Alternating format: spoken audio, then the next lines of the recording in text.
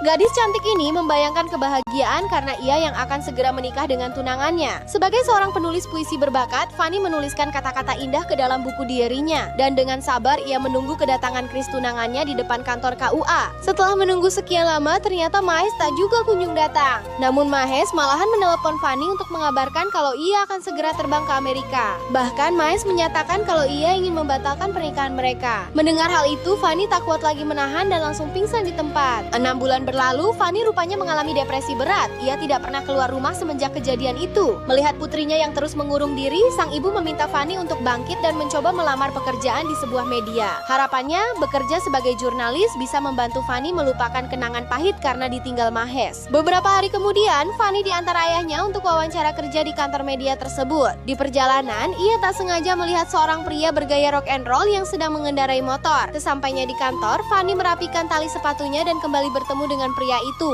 yang ternyata bernama Kris Kapoor. Kris menemukan buku harian Fanny yang tertinggal dan menyimpannya. Singkat cerita, Fanny menjalani wawancara dengan HRD. Melihat kemampuan serta CV-nya, Fanny diterima sebagai jurnalis magang. Tugasnya adalah mewawancarai artis dan musisi yang sedang viral. Saat hendak pulang, Fanny dicegat oleh Kris yang mengembalikan buku hariannya.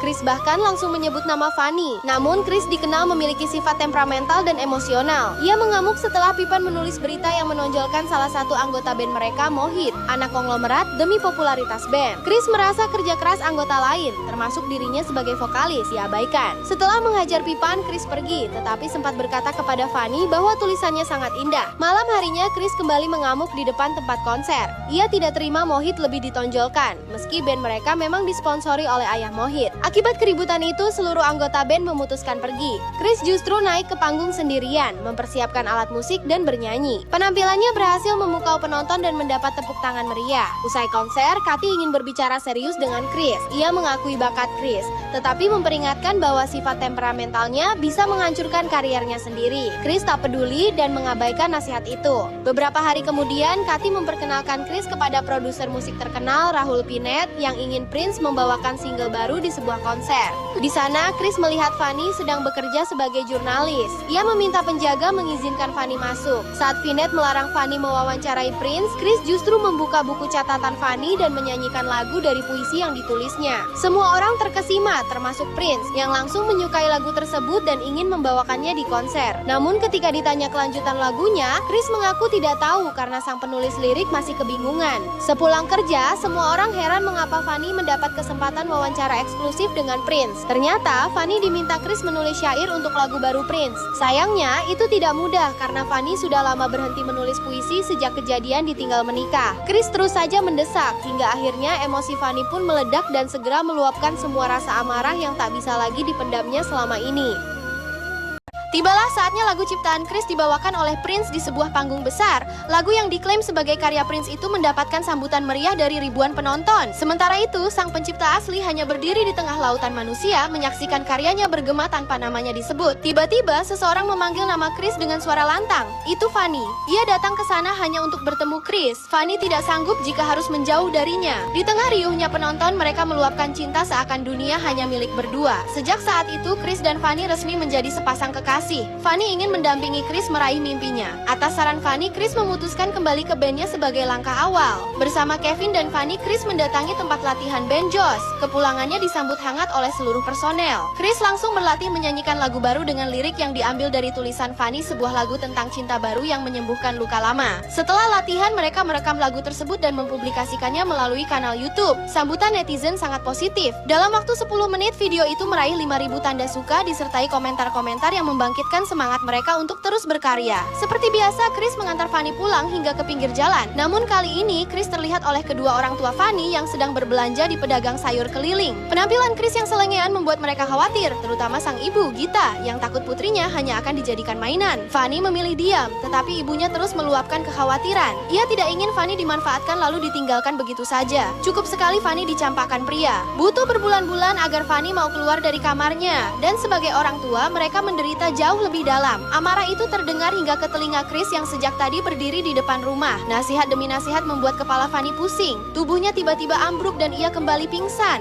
Fanny segera dilarikan ke rumah sakit dan Chris ikut menemani orang tua Fanny. Dokter menyatakan kondisi Fanny baik-baik saja. Ia hanya mengalami stres berat. Namun dokter menyarankan agar Fanny diperiksa lebih lanjut oleh ahli saraf. Sementara itu Chris mendapat omelan dari Gita. Ia ditanya kapan akan menikahi Fanny. Pertanyaan itu membuat Chris terdiam. Ia belum sempat memikirkannya. Kalau tidak bisa bertanggung jawab, tinggalkan saja putri saya. Dia bukan mainan, ancam Gita sebelum ayah Fanny menenangkannya. Chris pun dipersilakan menemui Fanny yang sudah sadar dan tampak lebih baik. Dengan hati berdebar, Chris mengajak Fanny menikah. Fanny terkejut dengan ajakan mendadak itu. Baginya pernikahan bukan hal sepele. Ia ingin Chris mewujudkan mimpinya terlebih dahulu. Gapailah mimpimu, aku akan selalu mendukungmu, ujar Fanny. Chris mengikuti nasihat itu. Ia kembali fokus bersama bandnya dan menerima tawaran manggung di sebuah hotel. Saat tiba, ia terkejut melihat kerumunan besar telah menunggu di luar. Chris tak mengerti apa yang sedang terjadi. Kevin meyakinkannya bahwa keramaian itu karena lagu mereka sedang viral di Spotify dan trending di YouTube. Media sosial pun ramai membicarakan bintang baru bernama Chris Kapoor dan Ben Josh. Chris nyaris tak percaya dengan keajaiban yang terjadi.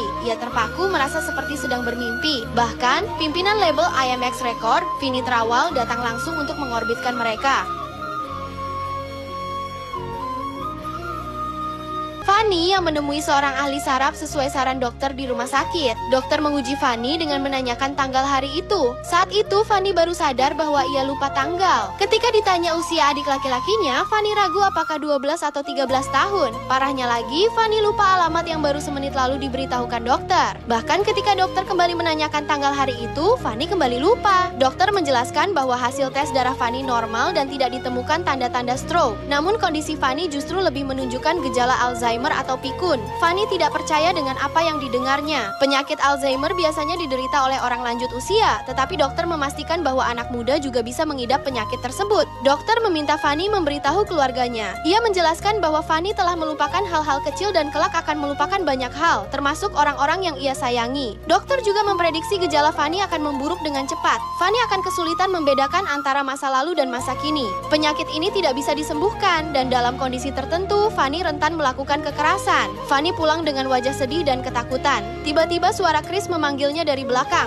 Fanny ingin menceritakan penyakitnya, tetapi Chris tidak memberi kesempatan. Chris langsung menceritakan peningkatan karir bermusiknya. Ia mengatakan bahwa pihak MX Record menemuinya dan menawarkan kontrak 1 album, pertunjukan, serta promosi besar-besaran. Nama Chris akan dikenal di mana-mana. Chris mengaku tidak bahagia dengan semua pencapaian itu karena Fanny tidak menemaninya. Padahal Fanny lah yang dulu meminta Chris mengejar mimpinya. Chris ingin Fanny selalu ada untuknya selamanya. Mendengar hal itu, Fanny menangis bahagia. Ia tidak sanggup menceritakan penyakitnya di saat Chris sedang berada di puncak kebahagiaan. Chris mengajak Fanny melihat bintang di langit. Ia berkata tidak ingin menjadi bintang tanpa Fanny. Walaupun suatu hari seluruh dunia meneriakan namanya, hati Chris tetap hanya untuk Fanny. Janji dan gombalan itu tidak membuat Fanny tersenyum. Ia justru memeluk Chris erat, menyembunyikan kesedihannya karena penyakit pikun yang ia derita. Fanny tetap beraktivitas seperti biasa dan menyembunyikan penyakitnya dari keluarga. Ia tidak ingin membuat orang tuanya sedih. Di kantor, Fanny mendapat pujian dari atasannya. Podcast Fanny bersama artis bernama Prince berhasil menarik investor baru. Investor tersebut adalah Mahes Ai, mantan kekasih Fanny. Mahes bersikap profesional, tetapi luka dan pengkhianatan yang pernah ia lakukan masih jelas diingatan Fanny. Ketika Mahes mengundangnya ke pesta kantor keesokan malam, Fanny hanya diam dan tidak mengeluarkan sepatah kata pun. Keesokan harinya, Chris akan pergi tur ke berbagai kota sesuai kesepakatan dengan pihak label. Fanny mengaku ingin mengundurkan diri dari pekerjaannya. Sambil mengemasi pakaian Chris, Fanny terus mengomel tentang pekerjaannya. Sikap Fanny membuat Chris heran karena semua barang sebenarnya sudah dikemas bersama. Fanny tiba-tiba terdiam, tidak tahu harus berkata apa. Sebelum berangkat, Chris menanyakan kondisi Fanny yang terlihat aneh. Namun Fanny mengaku baik-baik saja. Ia tidak ingin menjadi beban pikiran bagi Chris yang sedang berjuang menggapai mimpinya. Chris pergi bersama para personel band dengan berat hati. Sementara itu, Fanny justru merasa jauh lebih sedih saat harus ditinggalkan Chris.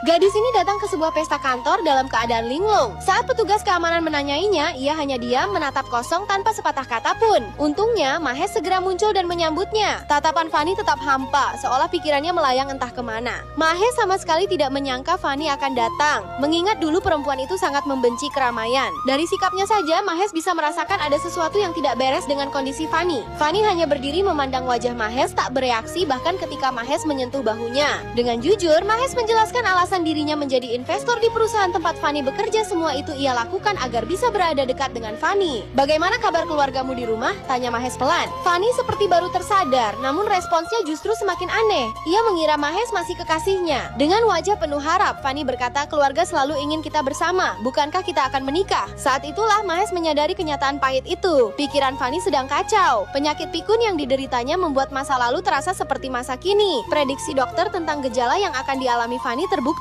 Mahes tertegun, heran sekaligus cemas mendengar Fanny membicarakan pernikahan di tengah pesta. Ia mencoba menghindar karena tak ingin menjadi pusat perhatian. Namun Fanny justru menggenggam tangannya dengan erat. Fanny tiba-tiba mengamuk memaksa Mahes agar mereka hidup bersama. Keributan itu menarik perhatian banyak orang. Tak lama kemudian, istri Mahes muncul dan menanyakan identitas perempuan yang bersamanya. Dengan gugup, Mahes menyebut Fanny hanyalah karyawan yang takut kehilangan pekerjaan hingga membuat keributan. Ia lalu meminta petugas keamanan mengusir Fanny dari tempat itu. Namun sebelum diusir, kesadaran Fanny kembali ke masa kini. Rasa malu menghantamnya keras. Ia berlari tanpa arah hingga terjatuh, pergi sambil menangis, dan tanpa sadar meninggalkan tasnya. Di bandara, Chris terus mencoba menelepon Fanny sebelum naik pesawat. Panggilan itu justru diangkat oleh petugas keamanan. Mendengar penjelasan singkat tentang keributan yang terjadi, Chris langsung diliputi kekhawatiran. Ia membatalkan keikutsertaannya dalam tur bersama bandnya dan segera menuju lokasi tempat tas Fanny ditemukan. Dari petugas keamanan, Chris mengetahui kejadian memalukan yang dialami Fanny. Saat membuka tas itu, Chris menemukan sebuah buku laporan medis.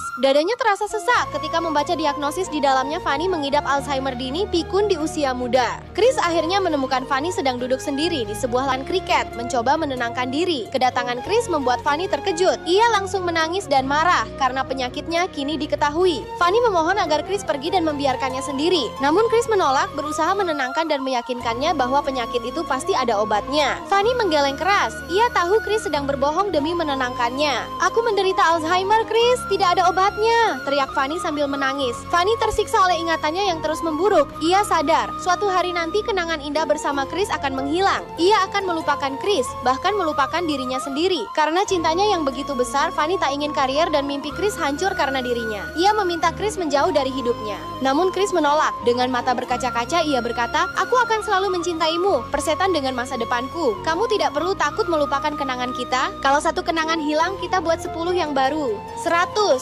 1000, apapun yang terjadi, kita akan selalu bersama." Dalam kepedihannya itu, ia sadar betapa beruntungnya memiliki seseorang yang setia, tulus, dan mencintainya tanpa syarat. Setelah penyakitnya diketahui, Fanny akhirnya memberitahu keluarganya. Mereka bersama-sama menemui Dokter Kiati. Kedua orang tua Fanny memberikan dukungan penuh. Dokter menyarankan agar Fanny dibawa berlibur ke tempat yang tenang dan damai untuk mengurangi stres. Ibu Fanny, Gita, ingin membawa putrinya ke rumah keluarga mereka di daerah wisata Nainital. Namun ayahnya Batra meminta Gita tetap di rumah untuk mengurus anak laki-laki mereka. Ia bahkan berniat pensiun agar bisa fokus merawat Fanny. Cinta orang tua kepada anaknya benar-benar tak terbatas. Fanny menolak rencana itu. Ia tidak ingin ayahnya mengorbankan masa depan demi dirinya, dan ia juga tak tega melihat ibunya meninggalkan rumah. Akhirnya, Fanny memutuskan untuk pergi berlibur bersama Chris ke daerah Alibau mencari ketenangan dan mungkin menciptakan kenangan baru sebelum ingatan itu kembali memudar. Selama 2 bulan, orang tua Fanny mempercayakan putri mereka sepenuhnya kepada Chris. Fanny dan Chris tiba di lokasi tujuan dan tinggal di sebuah rumah kecil di pinggir pantai. Di sana, Chris merawat Fanny dengan sepenuh hati, mengatur jadwal minum obat, memasak, menemaninya berjalan di tepi laut, memastikan setiap hari Fanny diisi dengan tawa dan rasa aman. Chris melakukan semuanya tanpa keluh, seolah dunia mereka hanya berisi berdua. Suatu malam, saat Fanny telah tertidur, Chris mengangkat panggilan video dari teman-teman bandnya. Ketidakhadirannya dalam tur memaksa gitaris mereka, band Josh, merangkap sebagai vokalis. Untungnya, para penonton tetap menyambut band dan Josh dengan antusias. Kevin mendesak Chris untuk segera bergabung kembali. Chris tak bisa memberi kepastian, justru ia meminta bantuan Kevin untuk mencarikan pembeli lagu-lagunya. Ia membutuhkan banyak uang untuk merawat Fanny. Usai panggilan itu, Chris terkejut. Fanny sudah berdiri di belakangnya. Ia mendengar semua pembicaraan itu. Dengan mata berkaca-kaca, Fanny memohon agar Chris pergi mengikuti tur bersama bandnya. Ia tak ingin Chris melupakan mimpinya menjadi superstar. Chris menolak, ia tak sanggup jauh dari Fanny. Namun akhirnya Fanny bersikeras ikut menemani Chris selama tur. Kembalinya Chris disambut bahagia oleh seluruh personel band. Joe paling berseri melihat sahabatnya kembali. Fanny terlihat begitu bersemangat. "Aku akan berdiri paling depan," ujar Fanny ceria. "Aku akan berteriak paling keras menyebut namamu." Saat Chris naik ke atas panggung, Fanny merekam momen itu dengan ponselnya. Senyumnya mendadak sirna ketika tanpa sengaja ia melihat Mahes menjadi salah satu sponsor besar acara tersebut. Wajah Fanny berubah drastis, apalagi ketika Mahes hampirinya. Ingatan Fanny kembali kacau. Masa lalu kembali terasa sebagai masa kini. Ia mengaku datang ke acara itu untuk Mahes. Tangannya menggenggam tangan pria itu, bibirnya mengucap kata-kata cinta. Mahes memanfaatkan situasi, mengajak Fanny masuk ke tenda VIP miliknya. Fanny benar-benar bukan dirinya lagi. Sementara itu, Chris yang baru turun panggung mulai mencari Fanny di antara penonton. Ia heran karena Fanny tak terlihat padahal sebelumnya begitu antusias. Chris tak tahu bahwa Fanny kini berada dalam kendali Mahes, terbuai oleh kata-kata cinta yang membuatnya meratap dan memohon agar Mahes tak meninggalkannya. Mahes mulai menyadari ada yang tidak beres dengan Fanny, namun ia memilih tak peduli. Chris akhirnya menemukan mereka. Dadanya serasa runtuh melihat kekasihnya terjebak dalam ingatan masa lalu, bahkan tak mengenalinya. "Fanny, ayo kita pulang," ucap Chris lirih. Namun tetap saja Fanny tak menunjukkan respon sama sekali. Mahes segera mengusir Chris sembari menodongkan sebuah pisau. Namun Chris segera bergerak dengan cepat, memukul Mahes hingga terlempar keluar tenda. Petugas keamanan yang mencoba melerai mereka malahan ikut terkena amukan Chris. Emosi yang dipendamnya selama ini telah meledak. Bahkan ia menghantam wajah Mahes secara bertubi-tubi. Kebrutalan itu terhenti ketika Fanny tiba-tiba berdiri melindungi Mahes. Dengan tangan gemetar, Fanny menodongkan pisau ke arah Chris. "Pergi dari sini, aku mencintai Mahes," teriaknya. "Jika kamu berani menyentuhnya, aku akan membunuhmu." Perkataan yang membuat hati Chris seketika hancur. Bahkan Mahes kini menganggap Fanny benar-benar tidak waras. Saat Chris hendak kembali menghajar Mahes, sesuatu yang tak terduga terjadi. Fanny menusukkan pisau ke lengan Chris. Air mata Chris jatuh ke tanah, bukan karena rasa sakit melainkan karena perilaku Fanny yang menghancurkan hatinya. Mahes ketakutan lalu kabur melarikan diri. Fanny berusaha mengejarnya seperti orang kesurupan. Chris memeluk tubuh Fanny, mencoba menghentikannya dan menenangkan. Namun Fanny terus mengamuk hingga akhirnya pingsan tak sadarkan diri. Insiden itu berdampak besar, seluruh rangkaian tur dibatalkan. Ben dan Josh terpukul. Kapur, ayah Chris, tak tega melihat kondisi putranya. Ia mengingatkan Chris agar tidak mengorbankan masa depan atas nama cinta. Malam itu Chris dilanda kebingungan. Ia duduk di depan piano memainkan nada-nada sendu untuk menenangkan diri. Fanny yang baru terbangun tampak kembali normal seolah tak terjadi apa-apa. Ia bahkan mengajak Chris pergi ke lokasi pertunjukan. Dengan lembut Chris menjelaskan bahwa acaranya sudah selesai kemarin dan Fanny terlihat sangat menikmatinya. Jelas Fanny melupakan semua kejadian kelam itu. Chris terus bermain piano,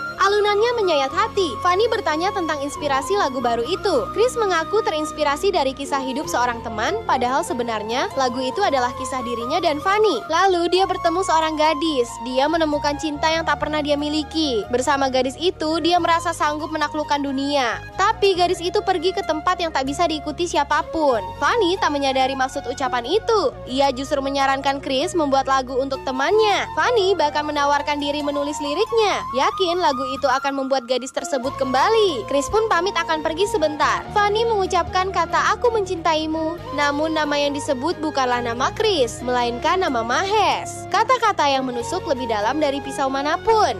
Chris menemui Kevin dan secara mengejutkan mengumumkan pengunduran dirinya dari band. Ia tak ingin band mereka hancur karena dirinya. Kevin marah besar, mimpi Chris sudah di depan mata. Chris tak punya kewajiban mengurus Fanny, ia masih memiliki orang tua. Namun keputusan Chris sudah bulat. Ia tak ingin terkenal tanpa Fanny di sisinya. Baginya, cinta yang ia dapatkan dari Fanny jauh lebih berharga daripada dunia dan segala isinya. Sore harinya, Chris kembali ke penginapan. Namun ternyata rumah itu telah kosong. Fanny sudah tidak ada. Membuat Chris seketika menjadi panik setelah mengetahui kalau Fanny telah benar-benar menghilang tanpa jejak. Chris segera melaporkan hilangnya Fanny ke kantor polisi setempat. Tak lama kemudian, kedua orang tua Fanny datang setelah diberitahu oleh Chris. Ia merasa sangat tidak enak hati kepada mereka, seolah seluruh kejadian ini adalah kesalahannya. Hari demi hari berlalu, minggu demi minggu terlewati. Chris terus mencari Fanny kemanapun ia bisa. Namun hingga berbulan-bulan kemudian, pencarian itu sama sekali tidak membuahkan hasil.